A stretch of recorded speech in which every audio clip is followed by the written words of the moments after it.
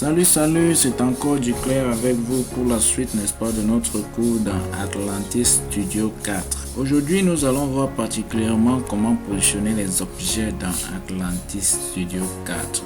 Le principe est très simple. Quand nous venons d'installer Atlantis Studio 4, on nous présente ici quelques objets, n'est-ce pas, que Atlantis marche avec. Dans Objet, là, nous allons voir par exemple, n'est-ce pas, un exemple de personnage. Voilà un personnage. Je cherche une sorte de voiture qui me plaît. Quand je clique par exemple sur le dossier comme ça, on va m'ouvrir donc dans cette fenêtre les différents styles de voitures que Atlantis, du moins ce que ma bibliothèque me propose là actuellement.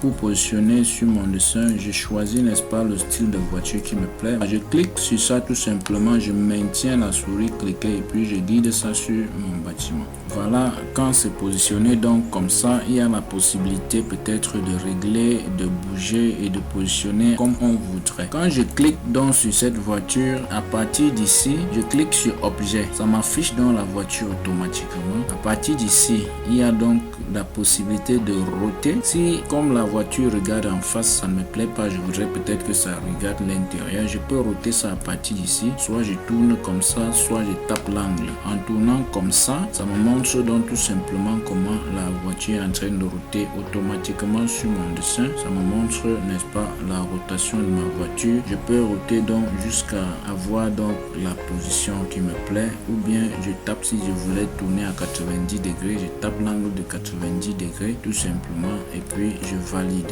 Une fois roté, on peut aussi avoir besoin de déplacer. Peut-être quand j'ai pris par-ci, j'ai glissé, je suis venu déposer, c'est pas positionné, n'est-ce pas, à l'emplacement exact que je voulais. Donc je clique sur ça tout simplement, je maintiens ma souris cliquée et puis je déplace, je positionne où je voudrais. Voilà, c'est ça, je positionne où je voudrais. Il est donc nécessaire de rappeler ici que les objets se positionnent, n'est-ce pas, exactement à l'emplacement qu'on a voulu.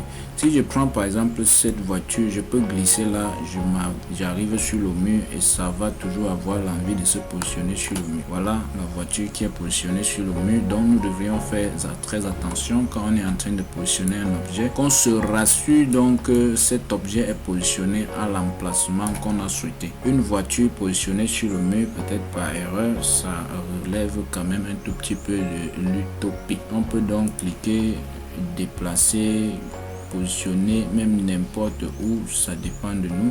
Donc voilà ma voiture positionnée. Dans ma bibliothèque, il y a beaucoup d'objets. Je vais retrouver toujours dans objet là, dans le sous-menu objet, n'est-ce pas, je vais retrouver les arbres. Je porte donc et je positionne. Voilà, je suppose que voilà un arbre qui me plaît là. Je reviens sur mon dessin tout simplement.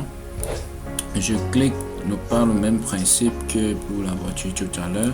Je positionne quelque part comme ça et puis voilà, je peux roter pour me rassurer que, n'est-ce pas, la position de mon arbre me convient. Je peux à partir d'ici toujours déplacer mon arbre et positionner peut-être quelque part comme je veux sur mon dessin, sur mon terrain. Ça ne doit pas déborder, n'est-ce pas, mon terrain. Voilà, mon arbre est positionné là. Je peux même estimer que l'arbre là, sa taille elle est très grande et puis je peux aussi venir toujours à partir de cette colonne de gauche là diminuer la taille de mon arbre en prenant tout simplement la hauteur là. Vous voyez, quand je règle comme ça, l'arbre s'agrandit. Voilà, ça dépasse même déjà la taille de la maison.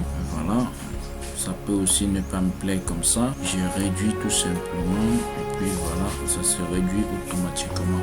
Je peux modifier aussi par rotation. Je peux tourner, peut-être que ça ne me plaît pas, sa position ne me plaît pas. Voilà, je tourne là, ça se modifie. Dans ma bibliothèque aussi, je vais retrouver les personnages. Dans People 3D, là, c'est la bibliothèque que j'ai. Je peux retrouver les différents styles de personnages. Donc je prends un tout petit peu ce que je veux, un tout petit peu comme ça. Je positionne là. Par le même principe, je clique, je maintiens, je glisse et puis je positionne là. Voilà, je viens de positionner, n'est-ce pas, ceci, une sorte de personnage. Je peux roter pour me rassurer que ça correspond à ce que je veux, ou du moins est-ce que leur position est idéale et tout. Par défaut, n'est-ce pas, ces personnages sont donc déjà à l'échelle presque conventionnelle. Si on vient donc dans objet, il y a la possibilité donc de déplacer par le même principe.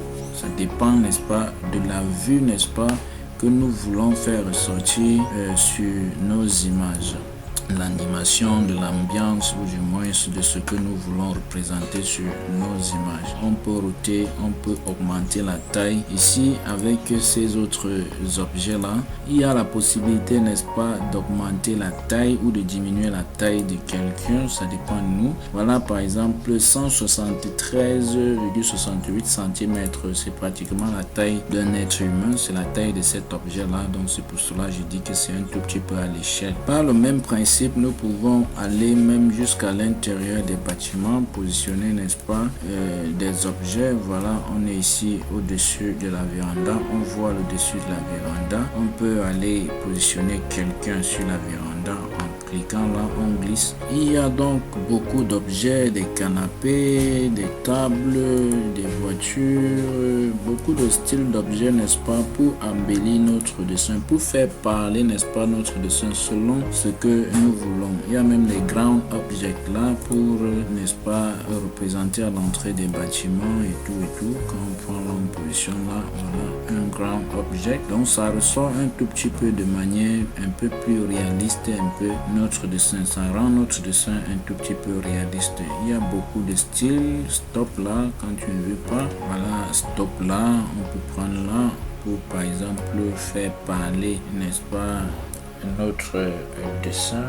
C'est très simple et très pratique. Donc par le même principe, nous pouvons positionner toutes sortes d'objets comme ça nous arrange. C'était tout pour ce petit cours, n'est-ce pas, sur l'aspect des objets, n'est-ce pas, dans Atlantis Studio 4. Nous vous donnons rendez-vous très prochainement pour les prochains cours et nous vous invitons donc à parcourir notre chaîne pour voir d'autres cours dans d'autres logiciels qui pourront vous intéresser. Merci et à très bientôt pour les prochaines vidéos. N'oubliez pas de vous abonner et de partager la vidéo si vous avez aimé.